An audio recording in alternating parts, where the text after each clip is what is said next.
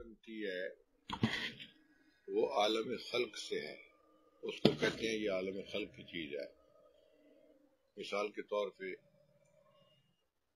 بیوی کو بچے کی امید ہو جاتی ہے، لیکن بچے کی پیدائش 9 مہینے کے بعد ہوتی ہے۔ آپ بیج زمین میں ڈال دیتے ہیں، لیکن کئی دنوں کے بعد جا کے کونپل نکلتی ہے، اور درخت بننے میں تو پھر سالوں لگتے ہیں، کئی سال کے بعد وہ درخت بنتا ہے۔ تو جو چیز تدریجاً پیدا ہو اس کا تعلق عالم خلق کے ساتھ ہے، اور اللہ تعالیٰ نے کچھ چیزوں کو کن سے پیدا کیا۔ انما امرہ اذا اراد شیئا ان یقول له کن فیکون۔ اور یہ جو کن ہے یہ بھی ہمارے سمجھانے کے لیے ہے، ورنہ اللہ تعالیٰ کو کہنے کی ضرورت نہیں ہے کن، وہ ارادہ فرما لیتے ہیں اور ہو جاتا ہے۔ جیسے عرش، کرسی، فرشتے، جنت، جہنم، لوح و قلم، یہ سب چیزیں کن سے پیدا ہوئی۔ اللہ نے ارادہ فرمایا، چیزیں پیدا ہو گئی۔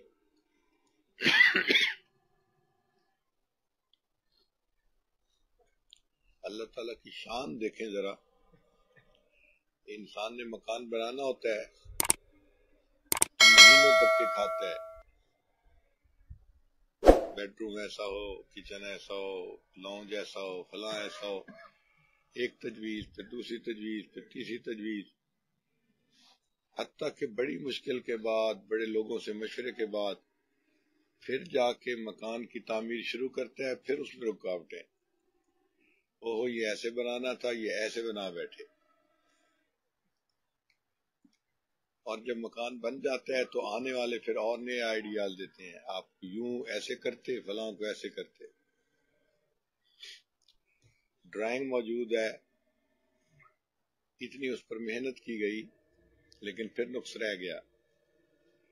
اللہ تعالیٰ کی عظمت دیکھیے، کوئی ڈرائنگ نہیں، کوئی کنسیپٹ نہیں، کچھ نہیں، بس اللہ کا ارادہ ہو جاتا ہے، وہ چیز بغیر ڈیزائن کے، ڈرائنگ کے خود بخود بن جاتی ہے، اور اتنی ایکوریٹ بنتی ہے کہ حدیث پاک میں آتا ہے کہ 2 بندے جنت میں جائیں گے اور ان کے درمیان صرف ایک عمل کا فرق ہوگا۔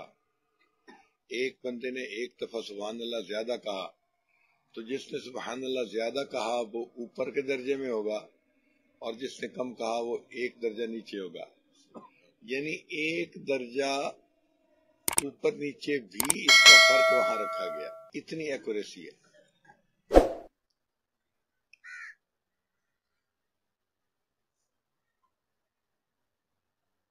تو جو چیزیں کن سے پیدا ہوئیں ان کو کہتے ہیں عالم امر کی چیزیں، جو چیزیں تدریجاً پیدا ہوئیں وہ عالم خلق کی چیزیں ہیں۔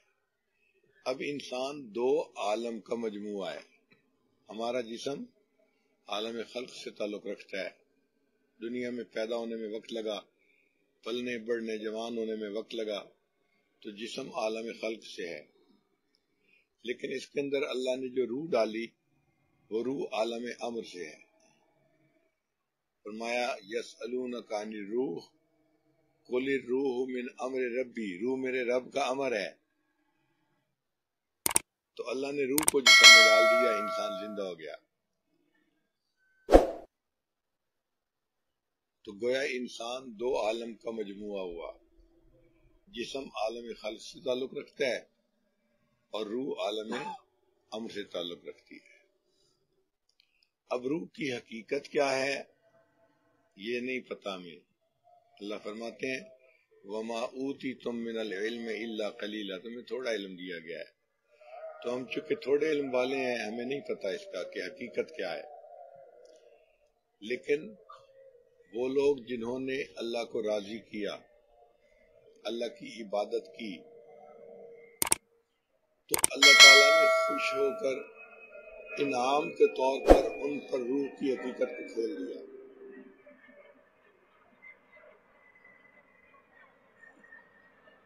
اس کی مثال یوں سمجھیں،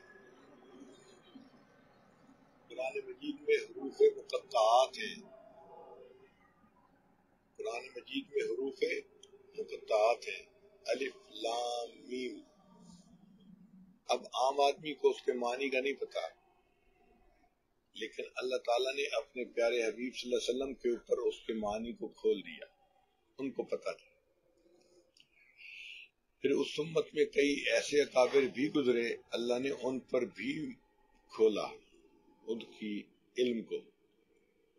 مکتوبات میں امام ربانی مجدد ثانی رحمۃ اللہ فرماتے ہیں کہ جب میرے اوپر حروف مقطعات کے علم کو کھولا گیا تو فرماتے تھے کہ فرشتے اتارے جاتے تھے جو پورے شہر کے گرد پہرا دیتے تھے.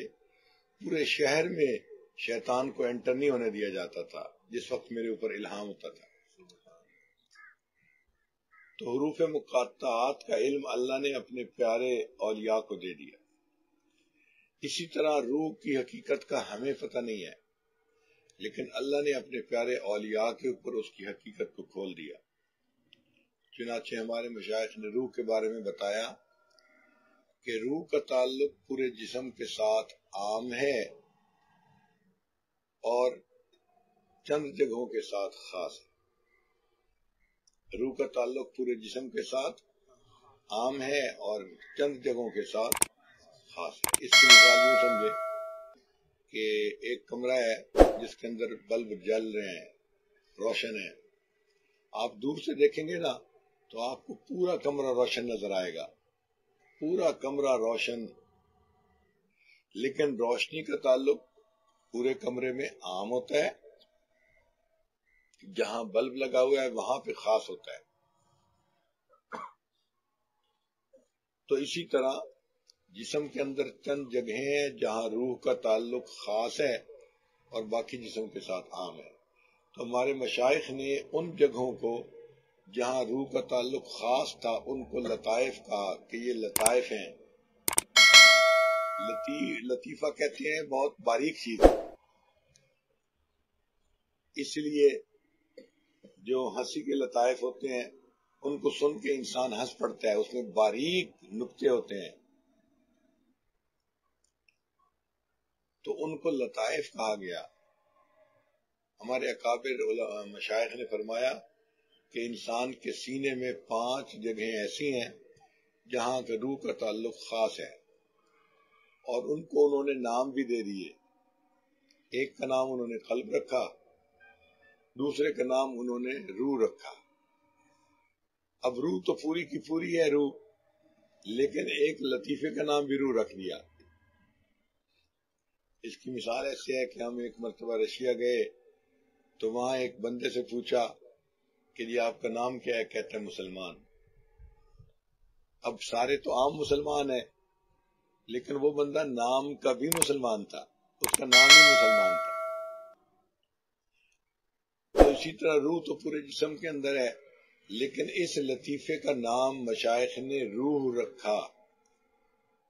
پھر تیسرا لطیفہ ہے سر، چوتھا خفی، پانچواں اخفا. یہ نام تو انہوں نے قرآن و حدیث سے لیے. یہ سارے الفاظ جو ہیں نا حدیث میں، ان میں سے بہت ہے. قلب کا لفظ حدیث میں آیا ہے، روح کا لفظ حدیث میں آیا ہے، سر کا نام حدیث میں آیا ہے، خفی کا نام آیا ہے، خامل کا نام آیا ہے، ذکر خامل. تو الفاظ تو انہوں نے قرآن و حدیث سے لیے لیکن ان کے نام انہوں نے خود تجویز کر دیے. چنانچہ ہر انسان کے سینے میں یہ 5 لطائف ہیں. اگر وہ ان جگہوں پر محنت کرے، ذکر کرے تو یہ لطائف جاری ہو جاتے ہیں، ذکر کرنے لگ جاتے ہیں. جیسے ایک انجن پڑا ہوا ہو، آپ اس کی چابی کو دبائیں تو سٹارٹ ہو جاتا ہے. اسی طرح لطائف ہیں لیکن جو بندہ مراقبے کے ذریعے سے ان کی اگنیشن کو دباتا ہے تو وہ آن ہو جاتا ہے اور وہ اللہ اللہ کا ذکر خودکار کرنے لگ جاتا ہے. یہ ایک عجیب نعمت ہے اللہ تعالیٰ کی.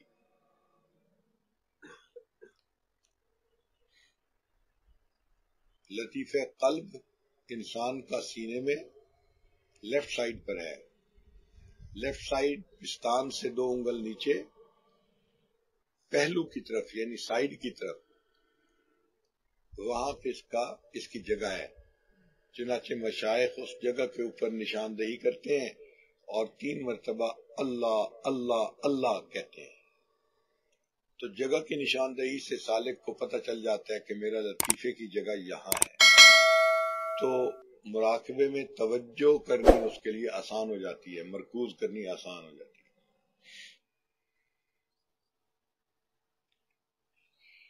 ہر لطیفے کے ساتھ ایک روحانی بیماری وابستہ ہے۔ جب وہ لطیفہ ذکر کرنے لگ جاتا ہے تو اس روحانی بیماری سے بندے کی جان چھوٹ جاتی ہے۔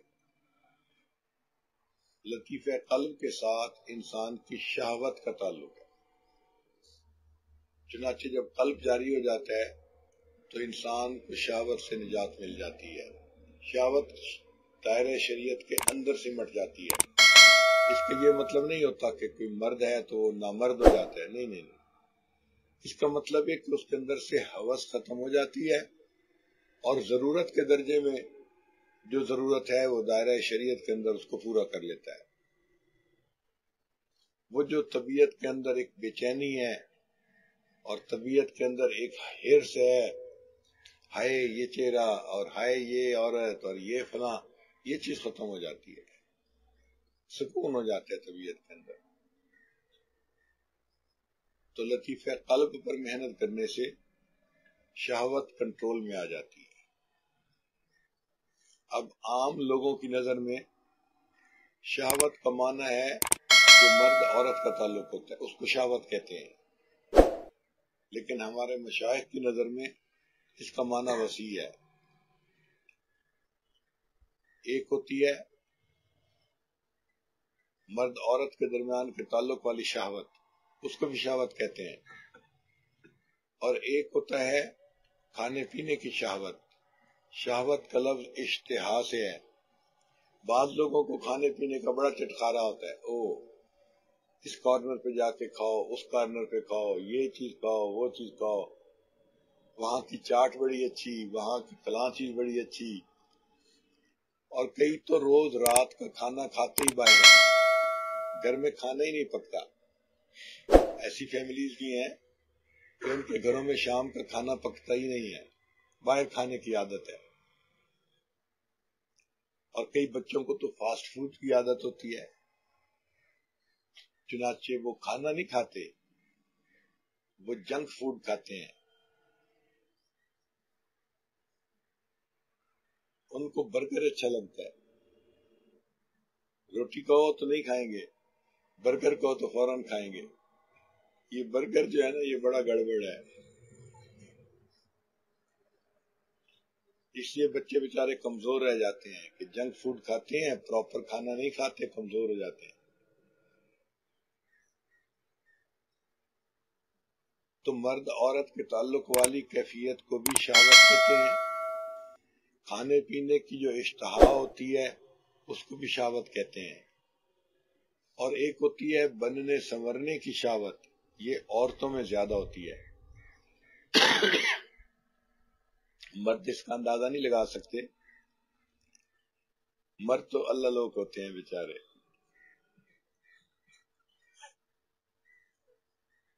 اگر عورتیں نہ ہوتی نا دنیا میں تو مرد ابھی تک نہ احرام کی 2 چادروں میں وقت زندگی گزار رہے ہوتے،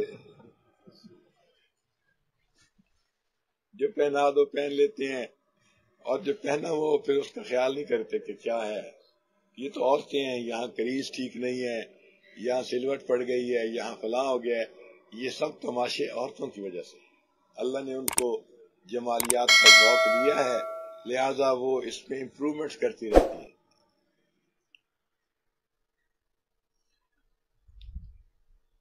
اور ان کے ذہن میں ہر وقت یہی خیالات ہیں، یعنی یوں سمجھے کہ اکثر نوجوان مردوں کے ذہن میں ہر وقت عورت سے متعلقہ خیالات ہوتے ہیں، ہر وقت عورت کے ذہن سے متعلقہ خیالات، اور عورت کے ذہن میں ہر وقت بننے سنورنے سے متعلق خیالات ہوتے ہیں، میرے کپڑے ایسے ہوں، میرا جوتا ایسا ہو، اور میں نے انگوٹھی ایسی بنوانی ہے، فلاں ایسے کرنے ہیں، ہر وقت ان کی سوچ یہی ہوتی ہے۔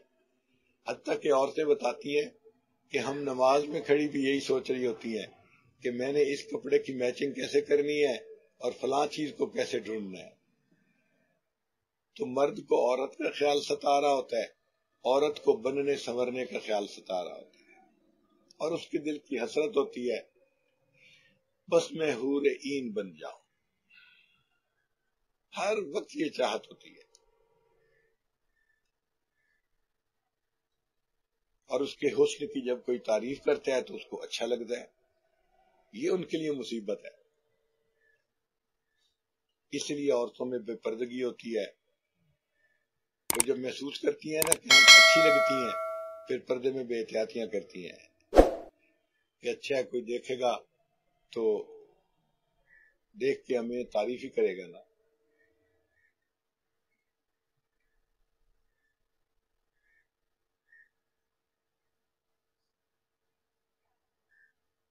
تو یہ بھی ایک شہوت ہے کہ خوبصورت لگوں، تو خوبصورت لگنے کی شہوت عورت میں زیادہ، کھانے پینے سے متعلق شہوت لڑکوں میں زیادہ، عورت کی شہوت مردوں میں زیادہ۔ جب لطیفہ قلب پہ سبق کرتے ہیں تو تینوں طرح کی شہوتیں کنٹرول میں آ جاتی ہیں۔ جس بندے نے لطیفہ قلب پہ سبق اچھی طرح کیا، عورت کے خیالات سے بھی جان چھوٹ جائے گی، اور دوسروں کی خاطر بننا سنورنا اور نمائش کرنا اس سے بھی جان چھوٹ جائے گی۔ اس کا یہ مطلب نہیں کہ پھر وہ صاف ستھرے کپڑے بندہ نہیں پہنے گا، وہ پہنے گا مگر اللہ کے لیے پہنے گا، پہنے گا تو شرعی وجہ سے پہنے گا، غیر محرم کو دکھانے کے لیے نہیں پہنے گا۔ اور کھانے پینے میں بھی وہ ضرور کھائے پیے گا مگر اپنی بھوک کو مٹانے کے لیے، اور جو مل گیا صبر شکر سے کھا لے گا۔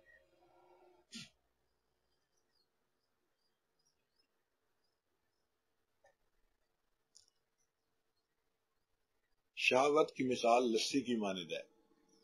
ہمارے علاقوں میں لوگ لسی پیتے ہیں تو لسی کے بارے میں مشہور ہے کہ اس کو جتنا لمبا چاہو کر لو، ایک گلاس لسی کو آپ 10 گلاس بنانا چاہیں نا تو پانی ملا دے بن جائے گی، لمبی ہوتی جاتی ہے، جتنا چاہو لمبا کر لو۔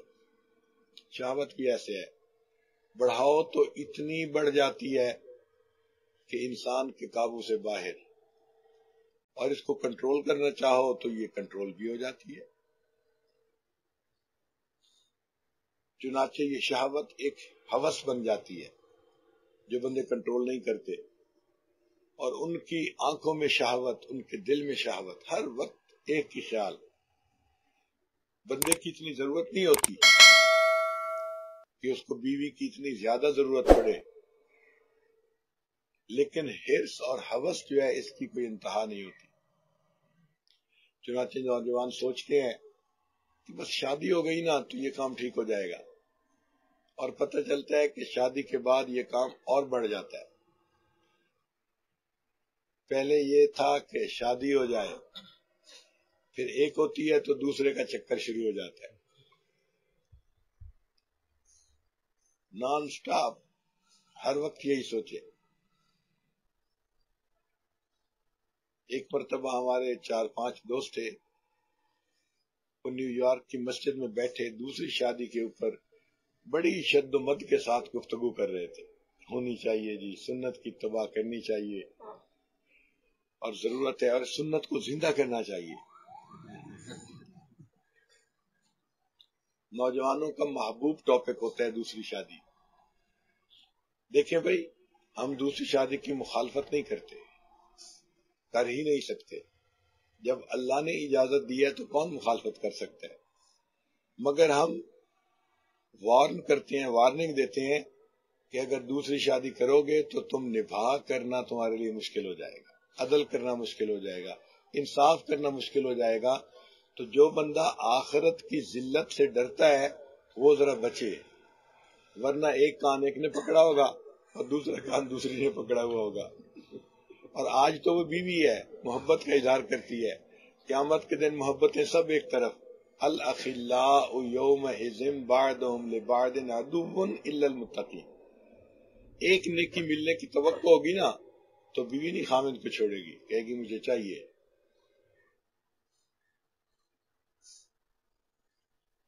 تو دوسری شادی کرنا آسان ہے، مگر عدل و انصاف کرنا یہ مشکل کام ہے، اور اس کی گواہی قرآن پاک سے ملتی ہے۔ اللہ فرماتے ہیں وَلَن تَسْتَطِيعُوا أَن تَعْدِلُوا بَيْنَ النِّسَاءِ وَلَوْ حَرَصْتُمْ، تم جتنے حریص بن جاؤ، ٹھرکی بن جاؤ، تم دو عورتوں میں آپس میں انصاف کر ہی نہیں پاؤ گے۔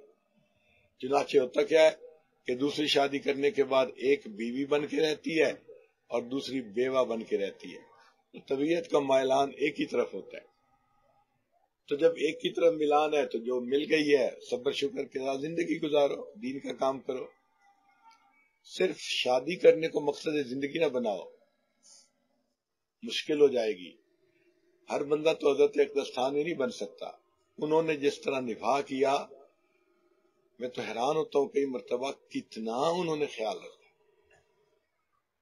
ان کا یہ حال تھا کہ 2 تربوز آئے، 2 بیویاں تھیں۔ اب یہ نہیں کیا کہ ایک تربوز ایک طرف بھیج دو، دوسرا تربوز دوسری طرف۔ فرمایا ہو سکتا ہے ایک تربوز میٹھا نکلے، دوسرا پھیکا نکلے۔ تو بچے کو بلا کے کہا خادم کو کہ اس تربوز کو بھی کاٹو اور اس تربوز کو بھی کاٹو، اور اس کا آدھا اس طرف، اس کا آدھا اس طرف، دوسرے کا بھی آدھا آدھا، تاکہ دونوں کو برابر کا حصہ مل جائے۔ اب اتنی برابری کون کر سکتا ہے؟ آج نہیں کر سکتے۔ کہتے ہیں کہ ایک بندے نے 2 شادیاں کی اور بڑا دونوں کے درمیان اس نے نا برابری کا معاملہ کیا، بڑا برابری کا معاملہ۔ جو کام ایک کے ساتھ ہوتا وہی دوسری کے ساتھ، جو ایک کو چیز لا کے دیتا وہی دوسری کو۔ اب اللہ کی شان دیکھیں کہ ایک ایکسیڈنٹ میں دونوں بیویوں کی ایک کے دن وفات ہو گئی، تو گھر سے 2 جنازے نکلے۔ اب ایک پہلے نکلنا تھا اور دوسرا بعد میں نکلنا تھا۔ اب اس کو چونکہ برابری کا ایک ذہن بنا ہوا تھا، اس نے کہا بھئی ایسے کرو کہ ایک دروازہ اس گلی کی طرف ہے، دوسرا دروازہ اس دوسری گلی کی طرف جو ہے نا دیوار میں سے نیا نکال دو، تاکہ جنازے ایک ہی وقت میں گھر سے باہر نکلیں، آگے پیچھے نہ ہو۔ مجھے ڈر ہے کہ کوئی مجھ پہ یہ نہ کہے کہ اس نے فلاں کا جنازہ پہلے نکالا، میرا بعد میں نکالا، برابری نہیں کی۔ اب اللہ کی شان کہ اس نے ایک وقت میں دونوں جنازے، ایک اس دروازے سے اس گلی میں، دوسرا اس دروازے سے اس گلی میں، اور بڑا مطمئن ہو گیا۔ کہتے ہیں کہ وہ بندہ فوت ہوا تو کسی نے پوچھا سناؤ بھائی آگے کیا؟ کہتے ہیں بیویوں نے دھر لیا کہ تو نے ہمارے ساتھ انصاف نہیں کیا۔ کہتے ہیں میں تو بڑا پریشان ہوا کہ میں نے تو بڑی برابری کی ہے، یہ کیسے کہہ رہی ہے؟ میں نے کہا دیکھو میں نے تو اتنا انصاف کیا کہ تمہارے جنازے کے لیے بھی میں نے ایک کو ایک دروازے سے نکالا اور عین اسی وقت دوسری کو دوسری دروازے سے نکالا۔ تو بیوی کہنے لگی ہاں اس کا دروازہ پرانا تھا اور اس کا دروازہ نیا تھا۔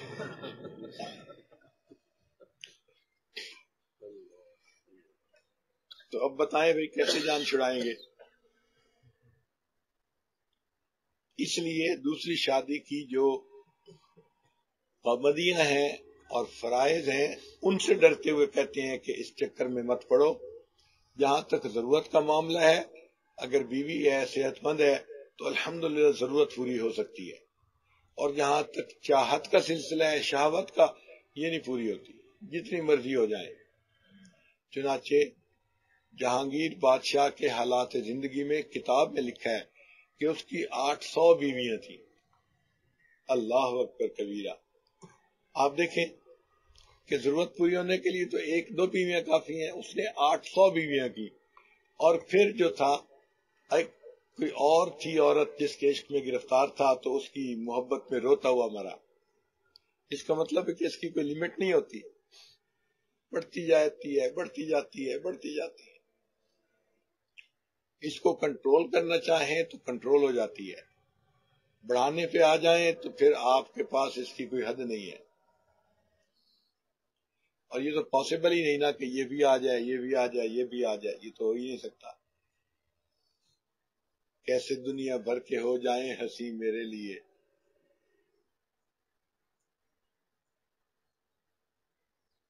چنانچہ کئی نوجوان بچوں کے اندر تقویٰ ہوتا ہے، پرہیزگاری ہوتی ہے، اور وہ نظر کی حفاظت کرتے ہیں، اور کئی بوڑھوں نے اپنے آپ پہ محنت نہیں کی ہوتی تو ان کی نگاہ ان کے قابو میں نہیں ہوتی.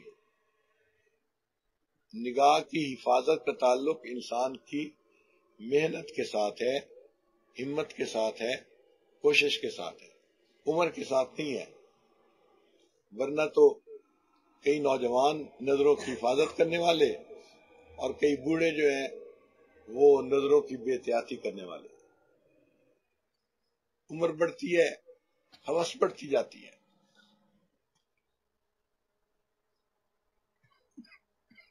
عرفات کے میدان میں وقوف عرفہ کے وقت ہم نے ایک بوڑھے کو دیکھا جو 2-3 نوجوان لڑکوں کے ساتھ بیٹھا لڑکیوں کی باتیں کر رہا تھا.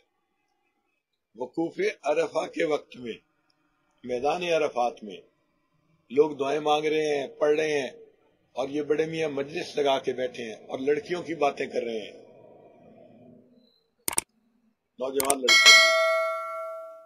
خیر کچھ دیر کے بعد میرے دل میں خیال آیا کہ میں گزارش کروں کہ اس وقت دعا مانگے. تو میں نے بڑے میاں کو سلام کیا اور میں نے کہا کہ بڑے میاں آپ کی عمر کتنی ہوگی؟ کہتے پیر صاحب سچ بتاؤں؟ میں نے کہا. کہتے میری عمر تو ہے 74 سال اور میرا دل 24 سال سے اوپر نہیں گیا. میری عمر تو ہے 74 سال لیکن میرا دل جو ہے نا وہ 24 سال سے اوپر نہیں گیا، ابھی بھی دل 24 سال کا ہے. تو شہوت کا یہ حال ہوتا ہے کہ میدان عرفات میں وقوف عرفہ کے وقت بیٹھ کے اس کو عورتوں کی باتیں یاد آتی ہیں، اس کو اس وقت بھی خدا یاد نہیں آتا. بربادی ہے نا. اتنا پیسہ خرچ کیا، مشقت اٹھائی، فرض حج کے لیے وہاں پہنچا اور وہاں عین دعا کے وقت میں بھی عورتوں کے خیال سے جان نہیں چھوٹ رہی. یا اسفا، یہ حال ہوتا ہے. اور کئی نوجوان عین جوانی کے عالم میں 20 سال عمر ہے اور نظر کا پرہیز کرتے ہیں. شہوت کو کنٹرول کرنے کا ایک ہی طریقہ ہے کہ اپنی نظر کو کنٹرول کیا جائے. جس کی نظر کنٹرول میں نہیں اس کی شہوت کنٹرول میں نہیں. اس لیے شریعت نے فرمایا کہ قل للمؤمنین یغضوا من ابصارہم، ایمان والوں سے کہہ دیجئے اپنی نگاہوں کو نیچے رکھیں، آنکھیں نیچی کریں. تو نگاہوں کو جو نیچے رکھنے کا حکم ہے یہ بنیاد ہے. جس نے اس بنیاد پہ عمل کر لیا وَيَحْفَظُوا فُرُوجَهُمْ، ان کو اللہ تعالیٰ شرمگاہ کی حفاظت کی توفیق عطا فرما دے. آنکھ محفوظ تو شرمگاہ بھی محفوظ، آنکھ محفوظ نہیں تو شرمگاہ بھی محفوظ نہیں. امام ربانی مجدد ثانی رحمۃ اللہ فرماتے ہیں آنکھ دیکھتی ہے، دل چاہتا ہے اور شرمگاہ اس کا تقاضا پورا کر دیتی ہے. آنکھ دیکھتی ہے، دل چاہتا ہے، شرمگاہ تقاضے کو پورا کر دیتی ہے. تو اگر آپ حفاظت کرنا چاہتے ہیں اپنی عزت و ناموس کی تو آنکھ کی حفاظت کریں. مردوں کو بھی حفاظت کرنی پڑتی ہے، عورتوں کو بھی حفاظت کرنی پڑتی ہے. جیسے انسان مرد کے ساتھ شیطان لگا ہوا ہے، عورتوں کے ساتھ بھی شیطان لگا ہوا ہے. اس لیے قرآن پاک نے الگ الگ حکم دیا، مردوں کو الگ حکم دیا، عورتوں کو الگ دیا. فرمایا ذالک ازکا، مردوں کے لیے بھی اچھا ہے، عورتوں کے لیے بھی اچھا ہے.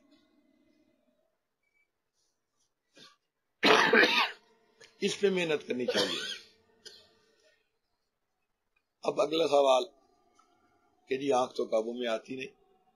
اکثر نوجوان یہی پوچھتے ہیں آنکھ قابو میں نہیں آتی.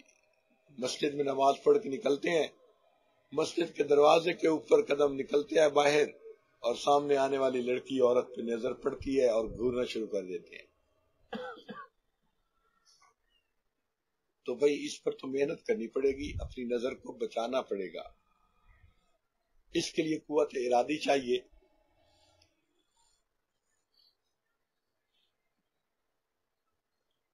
جب آپ نے اپنے دل میں یہ فیصلہ کر لیا کہ مجھے اس گناہ کا ارتکاب نہیں کرنا، تو اب کیا مسئلہ؟ کوئی نیلا ہے، کوئی پیلا ہے، کوئی موٹا ہے کوئی پتلا ہے، جو بھی ہے ہمارا تو نہیں ہے نا، ہمارا کیا واسطہ؟ تو بس آپ عورت سے بیگانہ بن جائیں، ایک ہی طریقہ ہے اس کا، بیگانہ ہو جائیں، بس مجھے کوئی ان سے واسطہ نہیں ہے۔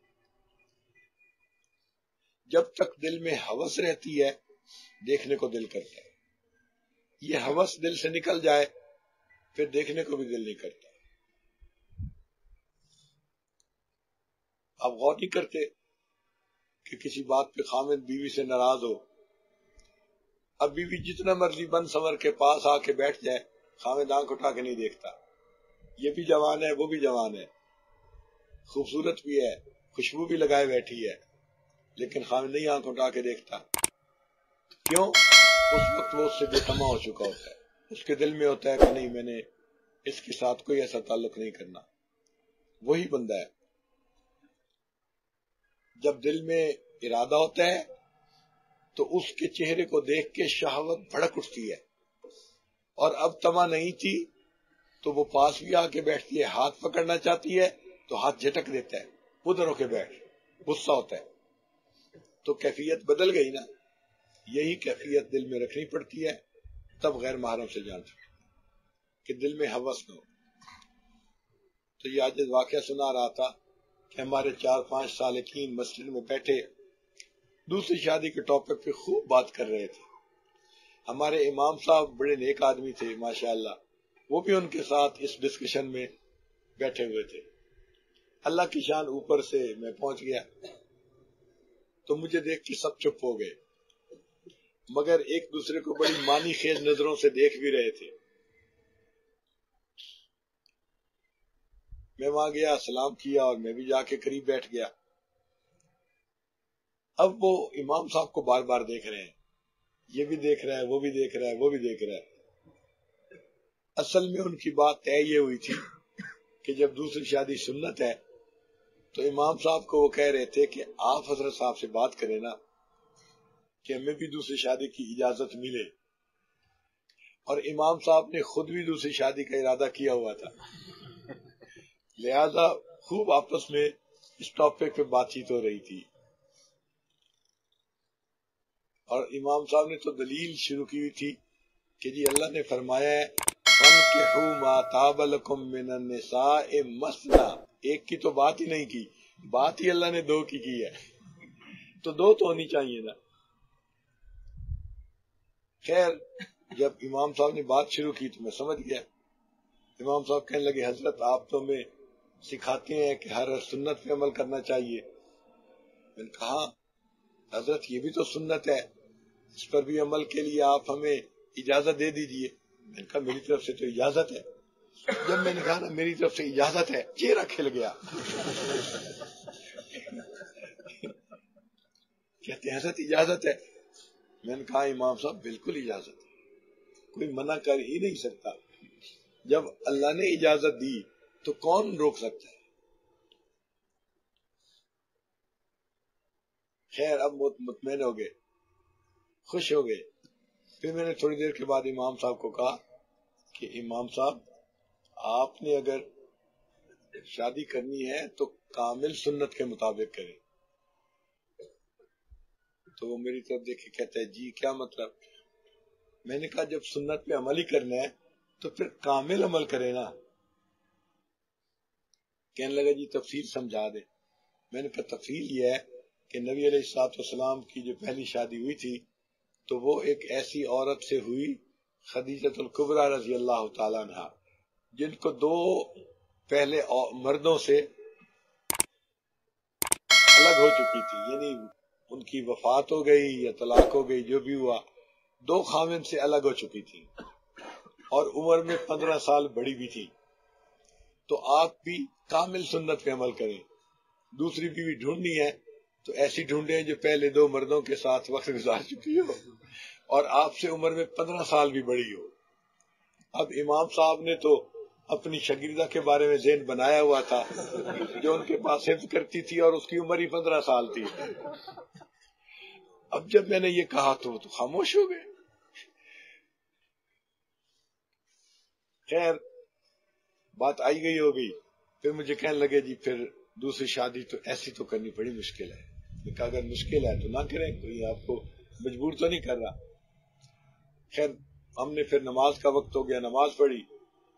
اگلے دن جب میں فجر کے لیے آیا تو امام صاحب نے فجر پڑھائی. فجر پڑھا کے میرے پاس آئے, سلام کیا اور مجھے کہنے لگے حضرت صاحب جب سے دوسری شادی کا خیال ذہن سے نکالا ہے نا, پہلی بیوی بڑی پیاری لگنے لگ گئی ہے.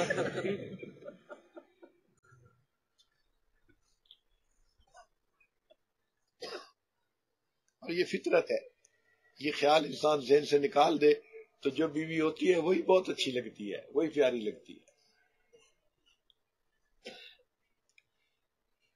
تو بھائی حقوق کا ادا کرنا یہ ضروری ہے, ورنہ قیامت کے دن قط بنے گی بندے کی اگر اس نے برابری نہ کی ہوگی.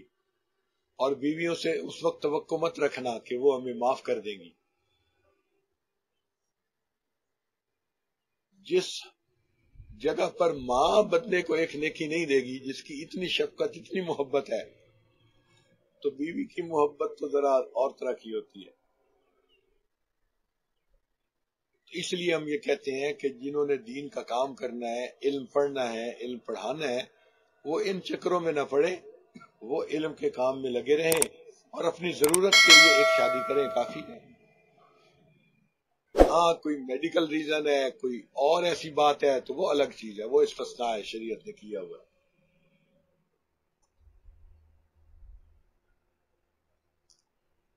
تو جتنا اس کو کنٹرول کریں گے یہ کنٹرول ہو جائے گی اور آپ پرسکون زندگی گزاریں گے. اور کنٹرول نہیں کریں گے تو یہ بڑھتی جائے گی حتیٰ کہ آپ کو پریشان کر دے گی. حالت یہاں تک بری ہو جاتی ہے کہ ایک نوجوان میرے پاس آیا, حضرت میں نماز کے اندر کھڑا ہوتا ہوا عورت کے بارے میں سوچ رہا ہوتا ہوں, نماز کی حالت میں عورت کے بارے میں سوچ رہا ہوتا ہوں. اللہ اکبر کبیرہ. نمازوں میں بھی یہی خیال. اس کا آسان طریقہ یہ ہے کہ آپ لطیفہ قلب کے اوپر مراقبہ کرنے کی عادت ڈالیں. آدھا گھنٹہ, پونا گھنٹہ, 1 گھنٹہ وقت بڑھائیں. جتنا بڑھائیں گے اس کا اثر ہوگا قلب کے اوپر, اور بالآخر طبیعت کے اندر سکون آ جائے گا, انسان پرسکون ہو جائے گا.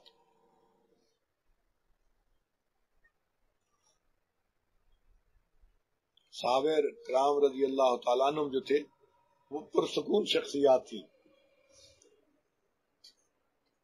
کتنی بار ایسا ہوا کہ صحابہ میں سے کسی کو کسی عورت نے اپنی طرف مائل کرنے کی کوشش کی, مگر انہوں نے کہا انی اخاف اللہ, میں اللہ سے ڈرتا ہوں, میں یہ کام نہیں کر سکتا. کتنی بڑی بات ہے کہ عورت بہکانے کی کوشش کرے اور وہ انکار کر دے. چنانچہ حضرت مرشد رضی اللہ تعالیٰ نے ایک صحابی تھے, زمانہ جاہلیت میں مکہ کی ایک عورت کے ساتھ ان کا تعلق تھا.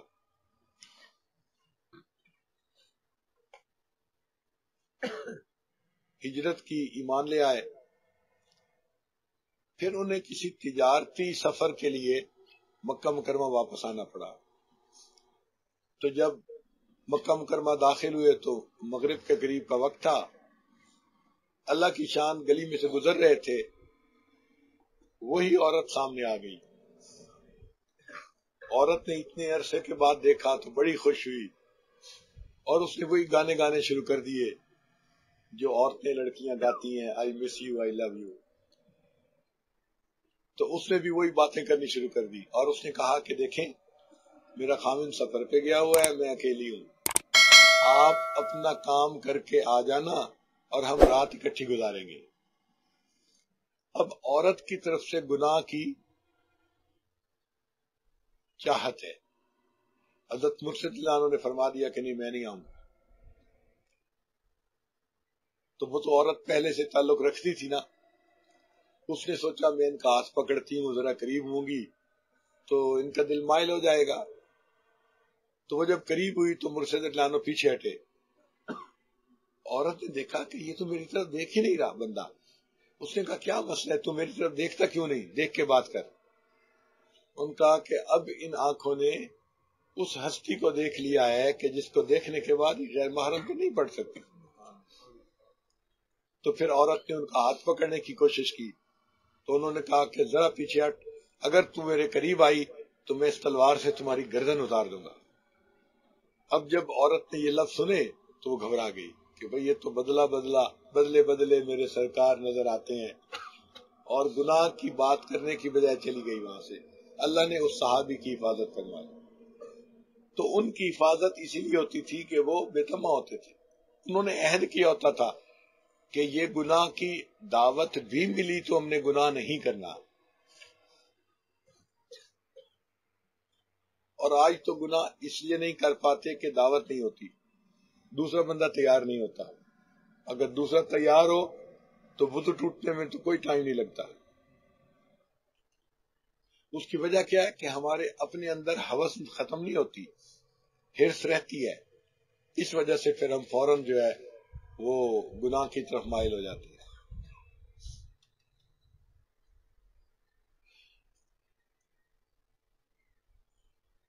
الحمدللہ ہم نے اپنی زندگی میں ہزاروں نوجوان لڑکے لڑکیوں کو یہ قلبی ذکر کروا کے ناجائز تعلقات سے ہٹایا ہے.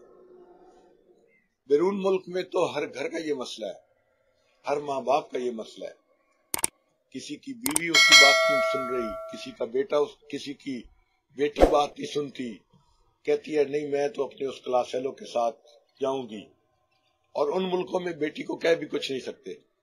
اللہ کی عجیب شان ہے. پابندیاں ایسی ہیں کہ آپ بیٹی کو کچھ کہیں گے تو وہ کہتی ہے میں بھی پولیس کو بلا لوں گی. مجھے ایک مرتبہ یو کے ایک عالم نے فون کیا، کہنے لگے کہ میں حدیث پاک پڑھاتا ہوں، بڑے دارالعلوم کا نام لیا، آپ حیران ہو جائیں گے، اور فیملی میری یہاں رہتی ہے، تو میں اب چند مہینے کے لیے آیا ہوا ہوں. لیکن میں نے اپنی بیٹی کے انداز ذرا بدلے دیکھے ہیں. اس نے یونیورسٹی جا کے برقع بھی اتار دیا ہے، پینٹ پہنتی ہے، ننگے سر باہر نکلتی ہے، اور میں اس کو منع بھی نہیں کر سکتا. میں نے اس کو منع کرنے کے لیے سمجھایا، کہنے لگی کہ ابو آپ میرے ساتھ زیادہ بات نہ کریں، میں پولیس کال کر لوں گی. کہنے لگے کہ میں مصیبت میں گرفتار ہوں، بس آپ کو دعا کے لیے فون کیا ہے. اب سوچو باپ کے دل پہ کیا گزرتی ہوگی کہ جوان بیٹی ننگے سر پینٹ پہن کے جا رہی ہے گھر سے کسی لڑکے کو ملنے کے لیے، اور باپ اس کو روک بھی نہیں سکتا. یہ باہر ملکوں کے مرغن غذائیں تو مل جاتی ہیں مگر اس کی کاسٹ بھی پے کرنی پڑتی ہے، اور اس کی کاسٹ یہی ہوتی ہے کہ اولاد میں سے دین چلا جاتا ہے. چنانچہ ہم نے دیکھا کہ جو لوگ باہر جا کے رہتے ہیں ان کے 5 بچے ہیں تو 5 میں سے 4 تو نمازی رہتے ہیں، ایک جو ہے وہ بگڑ جاتا ہے. لیکن جب وہ بچے باپ بنتے ہیں تو ان کی اولاد کے 5 بچوں میں سے 3 بچے بگڑتے ہیں، 2 ٹھیک رہتے ہیں. پھر جب وہ آگے اولاد ماں باپ بنتی ہے تو پھر اولاد میں سے ایک بھی نہیں ہوتا جو نماز کا نام لینے والا ہو. یعنی تیسری جنریشن پہ سب کچھ میلٹ ہو چکا ہوتا ہے الا ماشاء اللہ.